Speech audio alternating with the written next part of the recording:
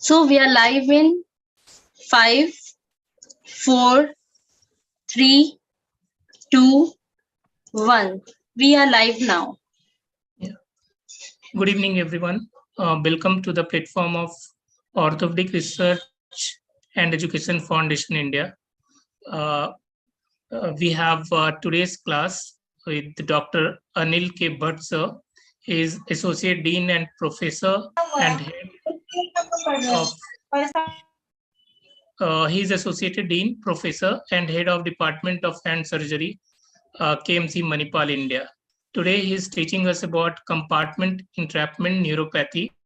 We had one class before, and there are few other variants, few other types which he's taking and teaching us today. So over to you, sir. Thank you, Janki, for this, and also OREF for this opportunity again. And last time I spoke about carpal tunnel and also cubital tunnel syndrome, and I'll be touching upon some not so common ones, but definitely important for the clinical practice, as well as sometimes the short notes are asked. I'll just share the screen.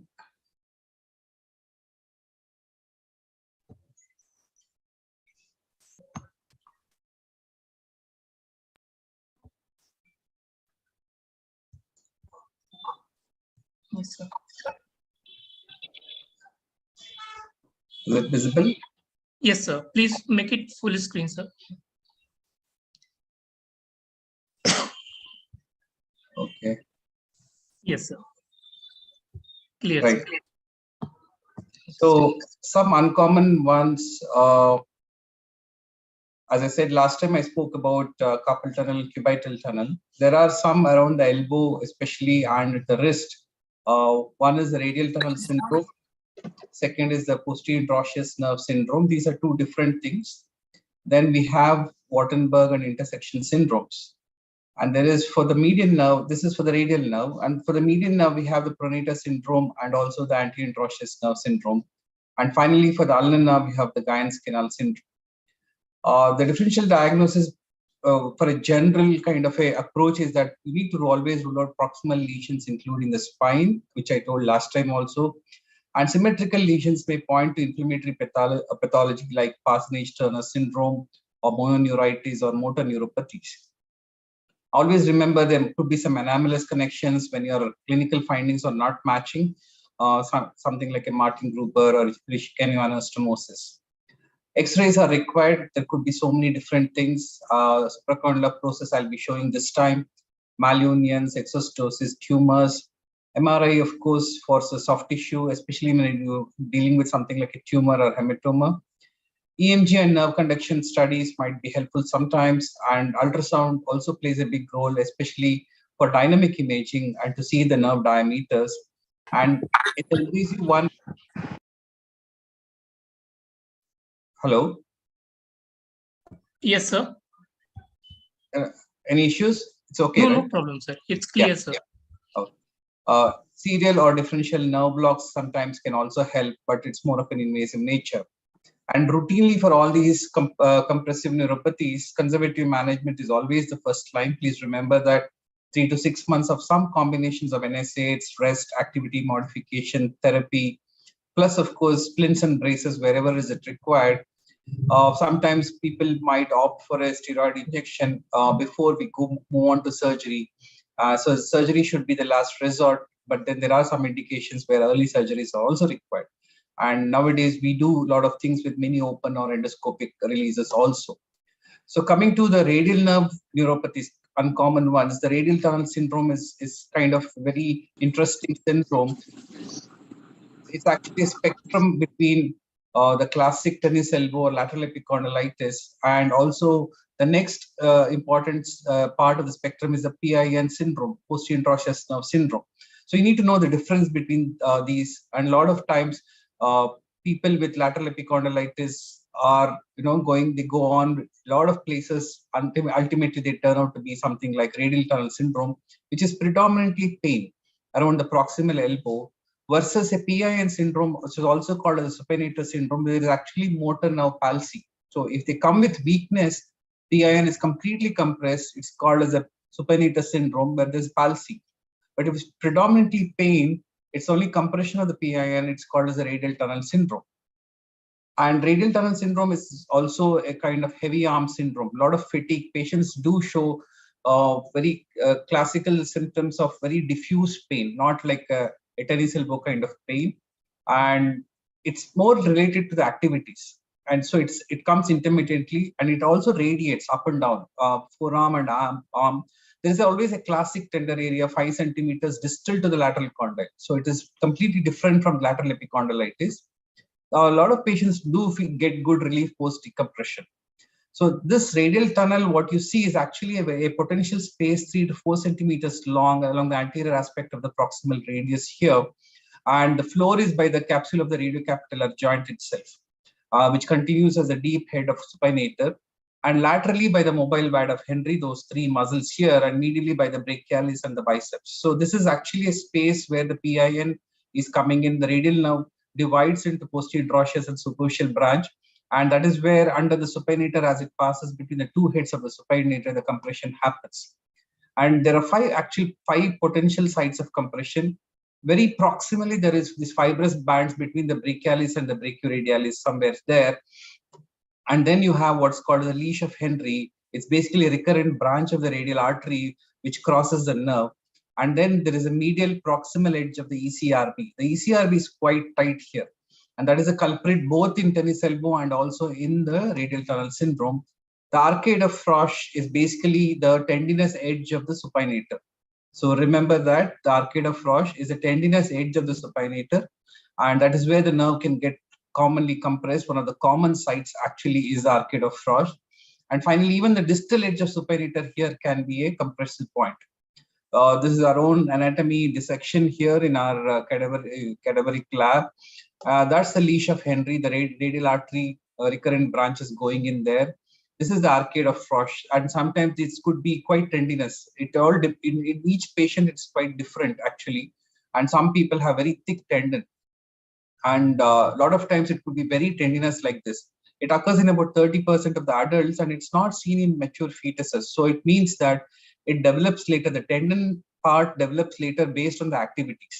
So that is a very important point you should remember, and thought to develop from repeated rotational movements of the forearm. So people who are heavy workers or people who do repeated activities of pronation and supination might develop this later on. And as I said, this kind of tendinous covering can extend throughout the supinator muscle here in some patients. The other one is the medial proximal edge of the ECRB, which is quite tight, which is going to the lateral condyle. And degeneration of ECRB is also cause for the lateral epicondylis. So patients can have both together. Sometimes some literature shows almost 40% overlap between the lateral epicondylitis and also the radial tunnel syndrome. And distal edge of the supinator, as I said, so this is the entire tunnel here. And the distal edge is also can be tendinous, and where the PIN starts branching to all the extensors there. So the clinical, it's basically a clinical condition. So very important to have this as lateral, pain here, very specific tender area, 5 centimeters distal to the lateral epicondylitis. So anybody coming with lateral elbow pain, don't assume it's tennis elbow. Also check for these things. This we also do a test called a rule of 9 test. The PIN passes through this 1 and 2 compartments here, and this is the median nerve passing here. So patients can have pain in this particular area. So that you basically compare the tenderness in 7 and 1 and see which is more painful, where it is painful, and then you just basically compare these 2 quadrants here. And there are tests which you can do. So you have the middle finger extension test, which we do commonly, where the ECRB is the culprit, right? This is called as a Maudsley's test. And then you can have a resisted pronation kind of a test where you are basically mimicking the compression. So if you resist the pronation, some patients do complain of pain. And then you have also the classic Cosen's test, which you can do, which also can be used for tennis elbow. You pronate, make a fist and radially deviate and ask the patient to extend this. Against resistance, patient can have pain in the lateral condyle area at that point. So these are the classical clinical tests. Maudsley's test is supposed to be very specific for this. And surprisingly, or rather not surprisingly, the electrodiagnostic tests are all usually normal. NCVs are usually normal, so patients keep going around many places, not finding a relief because these are just compression, and so they might not show any activity unless it goes to PIN syndrome, which is palsy. Cortisone injection with short-acting local anesthetic might give a diagnosis, which I told you is a sequential blocks. MRI may show muscle edema, but nothing much again. So we've been doing a lot of this dynamic ultrasound because it is a dynamic condition, and we check this. We check this in different positions, in pronation, supination, and neutral positions of forearm at the entry, exit, and also in the tunnel, and see for the change in the diameter in these nerves and compare with the normal side. So this is actually giving us some amount of information. We also use a color Doppler there, ultrasound Doppler, to see the leash of Henry and see how bad is the vascularity or how many. So this is where the compression is happening at this in one particular position. So this is neutral within the tunnel. So our radiologist would mark in which position the nerve is getting compressed. As I said initially, the same basic principles of management: non-operative rest, activity modification, stretching and NSAIDs. No tennis elbow brace. Actually, if these patients are given tennis elbow brace, they have more pain. So that is one clue. Actually, when you think it's lateral epicondylitis, you give them a tennis elbow brace, they come back telling there's more pain. Start thinking it could be radial tunnel, because now the brace is completely compressing the nerve from the external aspect. Okay. Local steroid can be given. There is no RCT evidence to suggest the duration of conservative treatment. And as I said, there could be concomitant tennis elbow, so that can compound the decision making. But treating both would give good results. Surgical decompression is basically between two kind of exposures, one between the brachioradialis itself and the ECRL, or between the ECRB and the other rest of the muscles here. So both the approaches can be used. And you can see that, sorry, this is not playing. You can see there's a color change between the dark brachioradialis and the ECRL here, because this sheath is quite thin here compared to this sheath here. And if you pass the finger here, it easily, if your approach is good and correct, you can easily pass through and go till the proximal aspect. And as I said, the proximal most part is any fibrous band between the brachioradialis and the brachialis here, and that needs to be broken by a blunt dissection. And as I said, if you lift off this, the brachioradialis here and ECRL here, you start seeing the ECRB.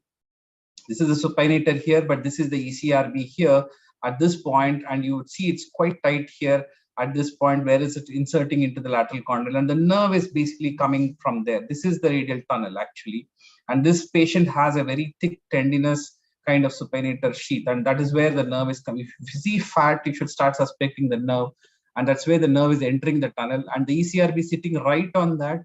And so you can see in pronation or movement, this edge can compress the nerve. So if you pronate and supinate this, you can actually see how it is compressing the nerve during our activities of daily living. So that can happen for the patients also. So that is quite a thick tendinous edge of ECRB. And this is basically the arcade of Roche, which I was talking of. The nerve is entering here, and it could be quite a kind of a thick tendon, and the nerve can be compressed at that time. Again, all these, remember, more of a dynamic in nature. So you need to release that arcade, and this patient had quite a tendinous, or the entire sheath was quite thick. So that is how I'm releasing that. And then this is how the nerve is completely released. That is a cut end of the supinator, both sides. And if you see some compression, you can see of the nerve here. And you have to check pronate and side, see how easy now it is, right? And whether, again, bluntly check, put your finger and check whether the tendon is tight or not, the ECRP. This is the leash of Henry, which I was talking of. This is the nerve here. And this is the leash of Henry, the radial artery, recurrent branches going across the nerve, and that needs to be cauterized very carefully. PIN is a very, very sensitive nerve. We need to be very careful in our dissections, very important. And then you check how bad is the ECRB, and you might have to, suture it in a lax position. So you need to release this. And if patient also has tennis elbow symptoms, once you release and debride this area, that symptoms also will go.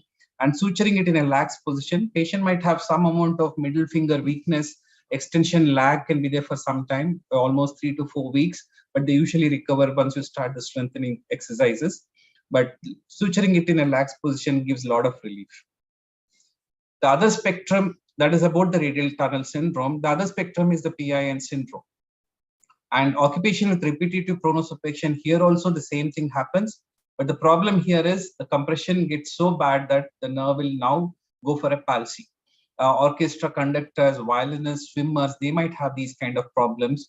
Space occupying lesions or any kind of synovitis in rheumatoid, trauma, especially Monteggia fracture dislocations, biceps repair, radial head reconstruction, elbow arthroscopy, all there have been case reports where PIN has been involved. Always, again, like any other neuropathy or compressive neuropathy, rule out proximal lesion, especially C7 involvement, and extensor tendon ruptures also before the exploration. And decompression and repair do well because the nerve does not have, it doesn't have to go very far to regenerate to reach motor end plates. It's a pure motor nerve, remember that? So this is one patient we had with a nerve sheath tumor itself. Patient came with a finger drop and a thumb drop. That is the excision, and then we reconstructed with a sural nerve grafting here after the reconstruction here. This was a GCT, proximal GCT with a PIN entrapped, and patient had palsy here. That is the PIN entering there, and that's the tumor coming up here, a big tumor there. We could separate the nerve completely out there. Okay, so that is the tumor here sitting, and we could separate out the branches nicely. And that's the tumor, the proximal radius, entire radius and excision of the tumor. The wide excision could be done. So radial nerve should be looked for in all patients with resistant lateral elbow pain. And if it is a PIN syndrome, look for motor deficit. Indications for surgery hinges on reproducible physical findings because all investigations are generally normal. So clinical symptoms and signs are very, very important, and surgical decompression is quite rewarding in many of these patients. Coming to superficial radial nerve, which is more distal decompression, because the nerve becomes superficial around 9 centimeters proximal to the radial styloid between the brachioradialis and the ECRL. And Whatenburg described 5 cases in 1932. He called it as chiralgia parasitica. It's also called Whatenburg syndrome, or it's also called chiralgia parasitica. A lot of times asked as short notes for you. And wrist, it's also called wristband or handcuff disease. And so close reduction of fractures or scissoring of effect of brachioradialis with ECRL. That is called as the classic intersection syndrome. About again 5 centimeters proximal to the radial styloid. Okay, so this is one patient we had where the nerve is getting entangled between the brachioradialis and the ECRL. So these two tendons scissoring there, and the nerve gets caught there. So about 5 centimeters proximal to the radial styloid here, and some nerve compression. Chiralgia parasitica is a little more distal actually. That's not like intersection, but pain and dysesthesia on the dorsal radial forearm, which radiates thumb and index finger. Always make sure you're not confusing that with dequerent stenosynovitis by symptoms at rest and independent of position of wrist and thumb. That's the differentiating factors. Tinel sign can be there over the course of the nerve and some sensory disturbance.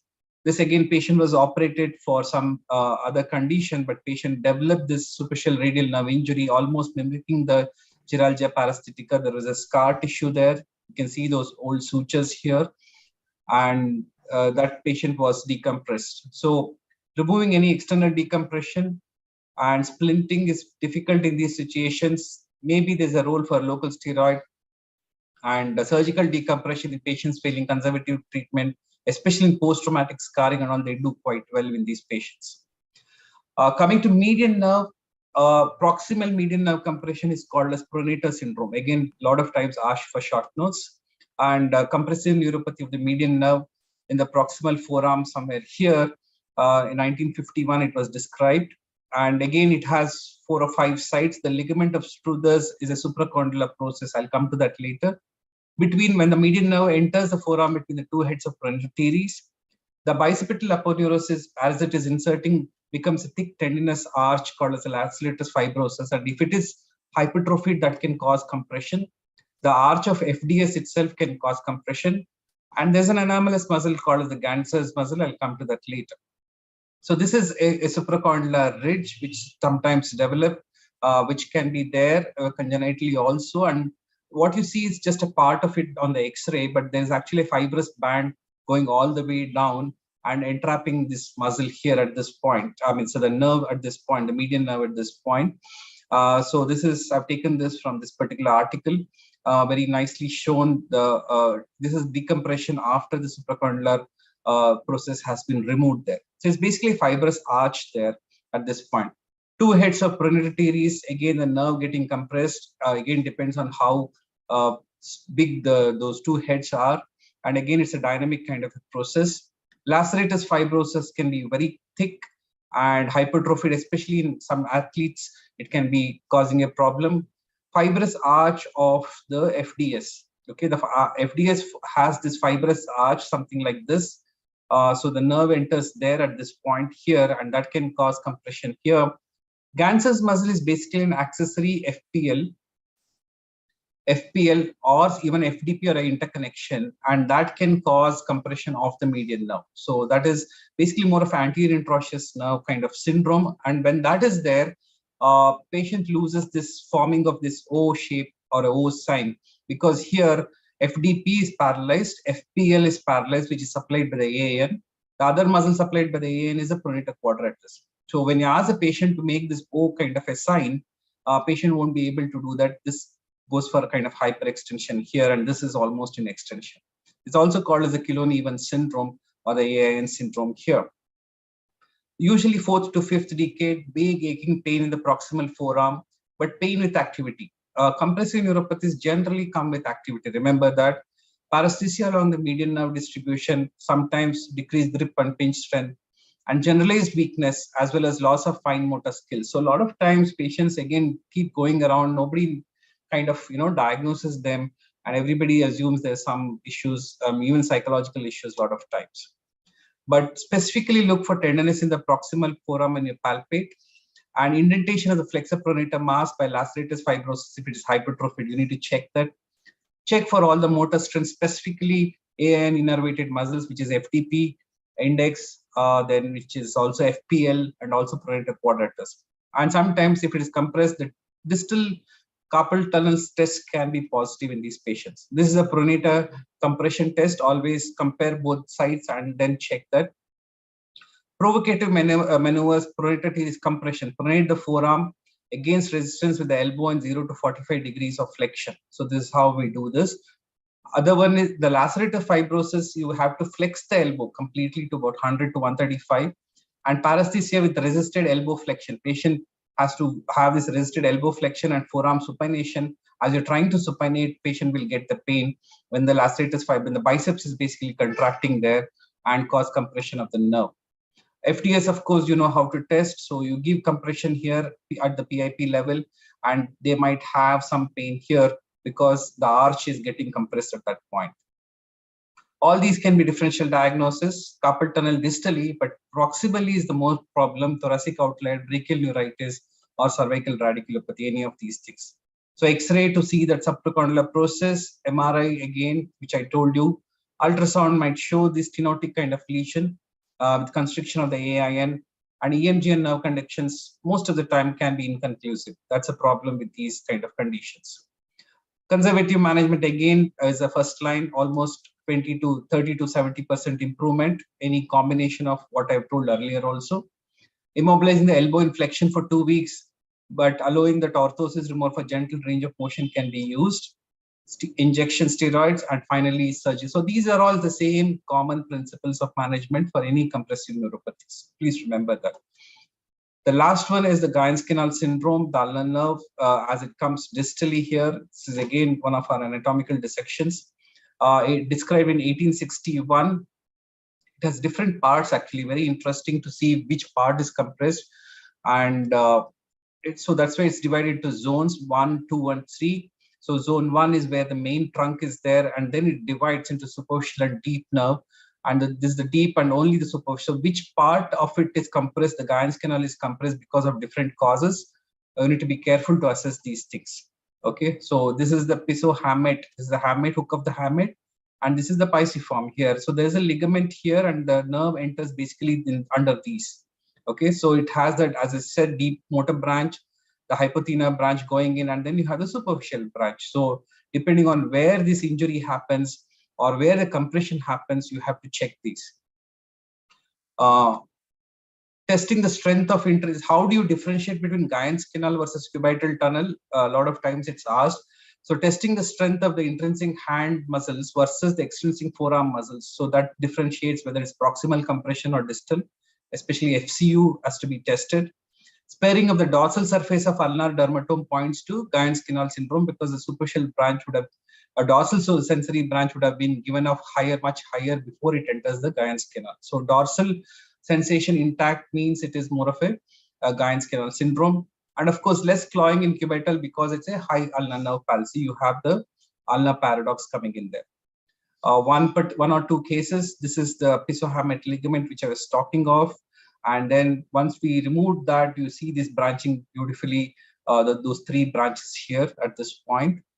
This was a ganglion, which we had a patient here, the ganglion removal, decompression, that's the ganglion removed here, and that's a decompression.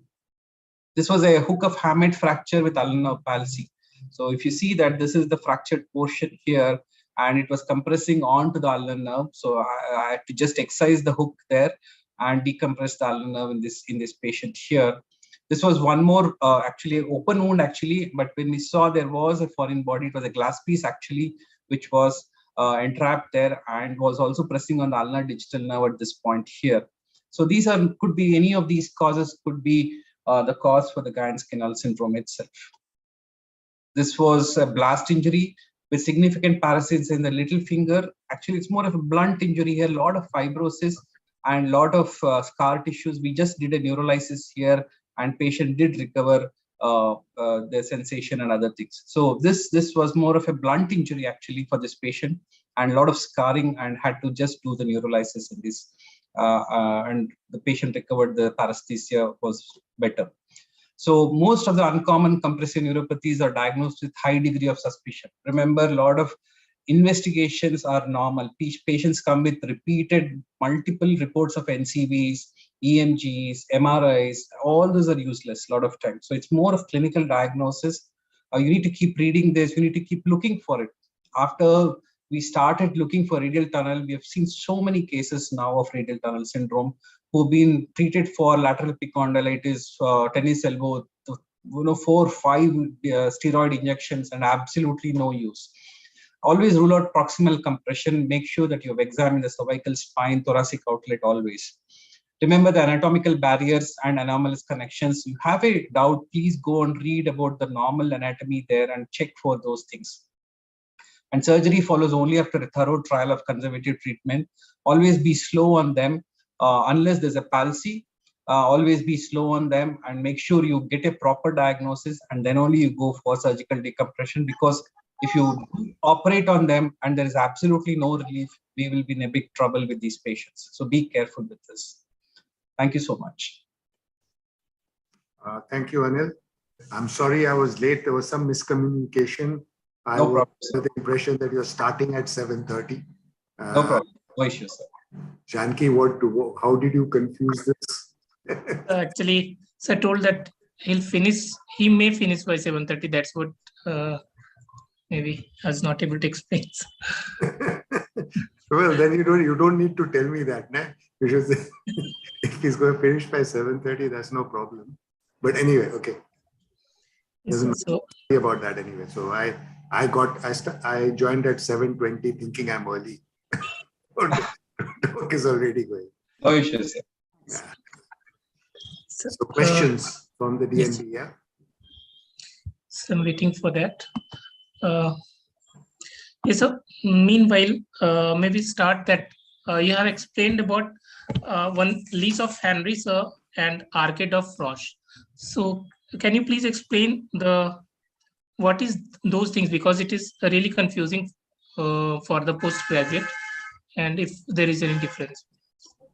Yeah, both are two different structures. The leash of Henry is basically recurrent branch of radial artery, multiple recurrent branches of radial artery.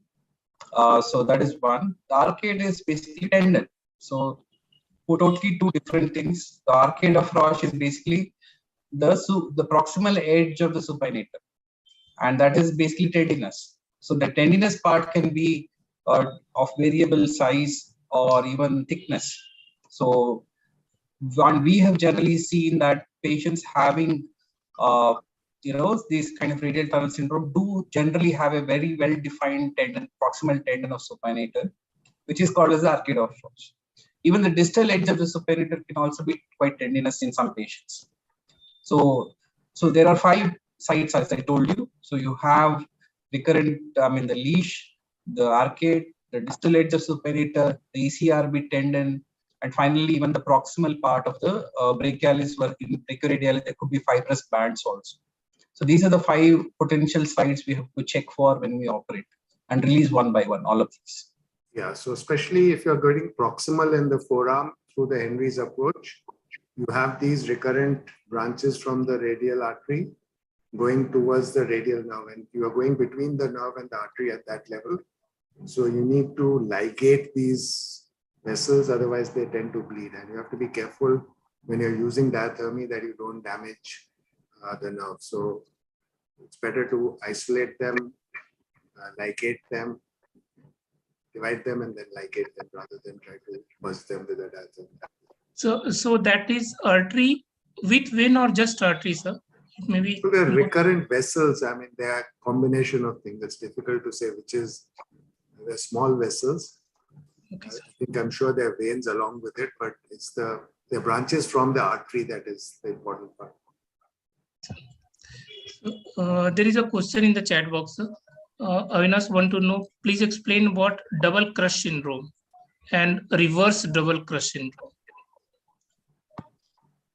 Well, obviously, double crush syndrome basically means compression at 2 different sites. One is proximal and distal. And the proximal part is always obviously the cervical spine, and the distal one could be any of these. So if you take an example of carpal tunnel syndrome, so there could be C5-6 kind of a disc prolapse with compression, a nerve root compression, plus of course the carpal tunnel compression itself. So we need to be again very careful when we assume that a patient has paresthesia in C5-6 areas or weakness only because of carpal tunnel, because the proximal compression could be quite severe. Or it could be the other way also, right? Where patients do have some compression there, but their local carpal tunnel compression could be quite high. So generally it's assumed that it's a basic theory of the axoplasm flow from proximal to distal. And so irritation of the nerve in one particular place and with even a mild compression on the other side can aggravate the symptoms. So that is the classic way of a double crush syndrome presenting. And generally, again, it is seen that relieving one also relieves the other one. So we have to be very clearly clinically evaluating them as to which one you have to relieve. Okay, so is it carpal tunnel syndrome release, or is it you're going and doing a discectomy there? So that is a crucial decision. Okay, so the easiest way is always not to touch the proximal part because it's a more difficult area. So you treat that first. So when you ask the history for patient, as I keep repeatedly telling that rule out proximal lesions. So patient comes with carpal tunnel syndrome, you have to specifically ask for neck pain and examine the spine, cervical spine. And if patient has this one, you might have to get an MRI and see how much of the disc prolapse is there, how much of compression is there. And always give a complete trial of conservative management for cervical spine and make sure that they get better and see how they respond to the carpal tunnel also. And now with our ultrasound and other things, we know, and even the NCV combinations, we know how much of nerve is compressed distally, right? So that is the decision a surgeon has to make, balance between these two, because just straight away going and operating carpal tunnel and with a big disc sitting in the cervical spine, that's a disaster, right? So both deserves conservative management to the maximum, and then take a decision what is the best for the patient.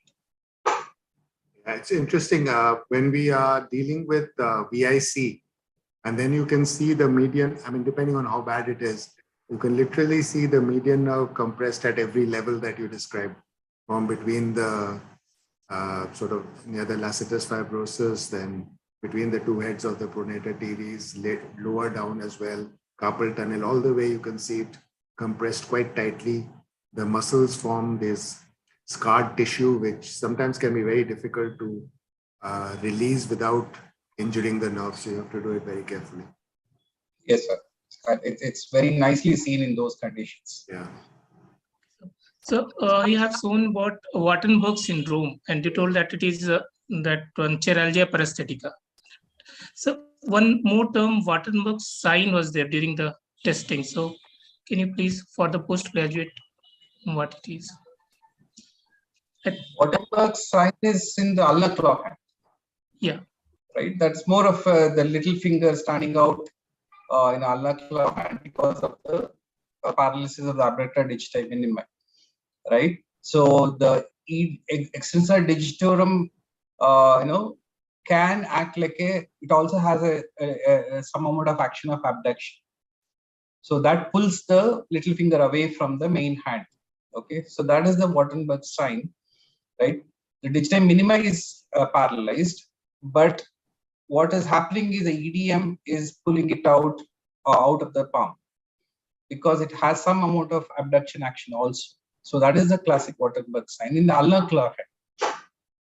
Nothing related to Whatenburg syndrome here, which is more of the radial side, superficial branch of the radial nerve getting compressed because of anything which is compressing from the external commonly, like as I said, handcuffs, bangles, any of these things. People wear bracelets and all these things, and that can compress this. Otherwise, it could be post-trauma or even post-surgery sometimes. Yeah. So Anil, it's nearly 7:40. So if you're in a hurry, we will. I can spare another 5-10 minutes, sir. Okay, No good. So any more questions? We have our exam going on. The external examiners are there, so we had yeah. Okay, no problem. So one common problem what we have, sir, like as you mentioned about the Whatenburg syndrome, usually we diagnose when there is pain over the wrist dorsal side as tendinitis, like crossover syndrome or intersection syndrome. So how to differentiate between these two, sir? It's similar to tennis elbow and radial tunnel. So the intersection is always 5 centimeters proximal. Okay. It's never near the radial styloid. So radial styloid area tenderness, you have two options. One is decompression tenosynovitis. Second is obviously, if at all there's a nerve impingement there, the superficial radial branch. So two structures which can be prone for this one. Also, please always take an X-ray, because don't assume everything is decoherence, because I've seen very early GCTs also presenting with pain there. Absolutely. And we need to be very careful with these patients. Always don't go by just a clinical diagnosis of this. Always take routinely an X-ray, make sure the bone is normal, and then you have to differentiate whether it is decoherence tenosynovitis with the classical Finkelstein's and Eschoff test and all those things. Plus, if there is a major component of paresthesia or hyperesthesia, a lot of times more hyperesthesia, because radial sensory branch is a very sensitive branch. So if you tap over that, patient just pulls the hand away. So that is how we need to differentiate. But if you go a little proximal, 5 centimeters proximal, then you get the intersection. And the way to test is because it's brachioradialis and ECRL, right? So you have to do more of a flexion in bit prone, give resistance or extension and radial deviation, then the nerve gets caught more. And that is how you need to check that.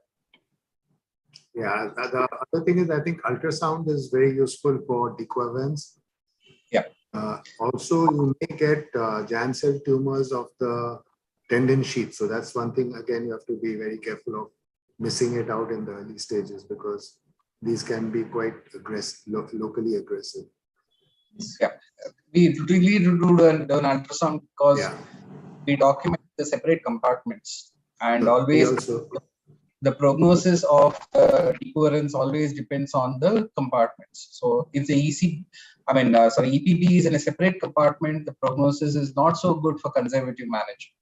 So they might come back, even if you give a steroid, they'll come back. So always tell the patient that it's a separate compartment, and the EPB will be always very, very tight. So they should probably, the threshold for surgery should be less for these patients. Sure.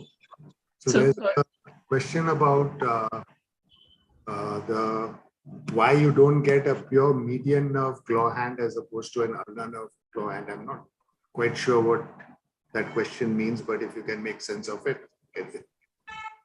Yeah. So Narayan, you want to explain what your question is? Sir, I want to ask, sir, ulnar claw hand and total claw hand is very common, but isolated median nerve claw hand is not that common, sir. Yeah, even I'm waiting to see one. All right. So remember always, median nerve is the nerve of forearm and ulnar nerve is the nerve of the hand, which means that the ulnar nerve supplies majority of the muscles in the hand. All your interossei, the two lumbricals, right, and the FTP, all these and the hypothenar and even the part of thenar which is adductor and everything is supplied by the ulnar nerve. So you don't get a claw hand because the interossei and the lumbricals and all these are still working if it is a median nerve injury. So the only major damage because of median nerve would be a couple of thenar muscles and the FDS and the FDP Adductor. of the index and middle finger. So in that sense, you don't get the classic claw hand because the mechanism for the claw hand, which is the interossei palsy, the MCP to go into hyperextension because the independent flexor is lost. All these things won't happen with the isolated median nerve palsy. Plus, the hand has a tremendous capacity to adapt, and patients have these tricky movements. So other muscles do adapt for the action and everything. So they don't develop a claw hand per se in median nerve palsy. They can develop a total claw hand when there's median and ulnar nerve because all the small muscles, interossei muscles, or intrinsic muscles are paralyzed. So this is how the mechanism happens. So you would not get a median claw hand per se because you have the thumb muscles being supplied both by ulnar nerve and median nerve. The interossei are still working in the radial side here, right?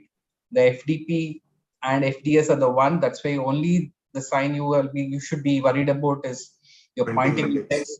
So if I ask you one question now, why pointing index? Why not the middle finger is also pointing? Because even here the index and FDP is paralyzed. What will you tell me? We'll put the question back to Narayan. Did you get my question? Narayan? So why do you get a pointing index in a median nerve palsy and not both the index and middle fingers pointing? Because you have both the FDS paralyzed, all FDS are paralyzed in median nerve. FDP of both are paralyzed, but only the index points, right? The middle finger is not pointing. Why is that? So you should start getting all these doubts as a student. You should start thinking all these why it starts. Right. So basically, the median, the middle finger FTP, the index finger FTP is a completely separate belly right from the beginning where it arises from. It has its own sheath, but the middle finger FTP is a part of a common sheath of the little round ring finger also. So when this two flexes, it also pulls the middle finger down, but the index stands out separately because it is a kind of a separate, anatomically separate entity. So that's why you get a pointing index, and middle finger is still pulled, even though it's paralyzed, it still gets pulled by the other two. Okay. Yes. So you don't get pointing index and pointing middle finger, you will just get pointing index. So, just one thing, sir, which I want to know, you have stressed upon dynamic ultrasound. What it means, sir, that the normal ultrasound or dynamic? It means you're doing ultrasound in different positions. Yeah. In cubital tunnel also we do dynamic ultrasound means we flex and extend the elbow and see what's happening to the ulnar nerve. Is it subluxating? It's getting the ulnar nerve is completely dislocating from the cubital tunnel. So dynamic ultrasound is basically on movement. So that's the advantage of ultrasound compared to even MRI, because MRI gives you just a static image. Right here we can replicate the actual provocative maneuvers, what might cause the compression for the patient. So if patient says, when I'm squeezing the clothes, when I'm doing the pronation supination, I get pain, I'll ask them to do the same thing, and then I'll see what's happening to the nerve and compare to the normal side. So this is what is the good thing or the beauty about the ultrasound. And then I see whether there's a compression, there is a difference in the diameters. It needs a good sonologist to understand the anatomy, and then he can pick up these small things. And we've just sent it for publication. We've done plus about 38 cases of this, of normative data with a normal side and also controls. And we've just sent it because radial tunnel, all over the world, there's absolutely no investigation to actually say that it is radial tunnel. So even NCVs are normal, EMG is normal, MRI is almost normal. There will be some edema and other things because it's a dynamic condition. Yeah, similarly, I think ultrasound, unfortunately, is not used as much as it should be in a lot of the musculoskeletal pathologies, because it actually gives you a diagnosis rather than just an exclusion diagnosis. So things like tennis elbow, median nerve compression, decoherence, etc. You can actually have a proper diagnosis rather than doing it by exclusion. It's not this, so it must be this. And also a prognosis, because if you also prognosis, tennis elbow, right? I send the patient for tennis elbow ultrasound. We've been doing ultrasound for almost 2 decades now. And so is there fluid? Is there tear? Is there anything else? Is there calcification? So my treatment changes based on all these things. Is it only fluid there, or is it degeneration of the tendon, or there is actually a tear? You know, so that based on that, I will tell the patient you might require these. So that's interesting. Anil, this is slightly off the topic, but I've almost stopped injecting my tennis elbows. I think it must be 8 or 10 years since I injected one. So most of them, I just give them physiotherapy and shoulder exercises, because apparently a lot of this happens because of weakness of muscles such as the infraspinatus, trapezius, etc. with age, and because then you are overusing your forearm muscles to pick up things, you end up with the problem. So I honestly haven't injected one for almost 8 or 10 years. Yes, sir. We rarely have been giving steroids. I mean, our teachers never does that, and so we have never used it also. I would, I'll put them on a plaster, a complete rest for 3 weeks sometimes if it's very painful, and that actually helps a lot of patients. Sure, I can imagine that, Yeah, and start them, as Sir said, strengthening exercises, both forearm and shoulder. And remember, like in the brace also, you have to, tennis elbow brace is for the morning time. Night, you need to give a wrist brace to relax the extensors. So you need to do a day and night bracing. That also helps a lot.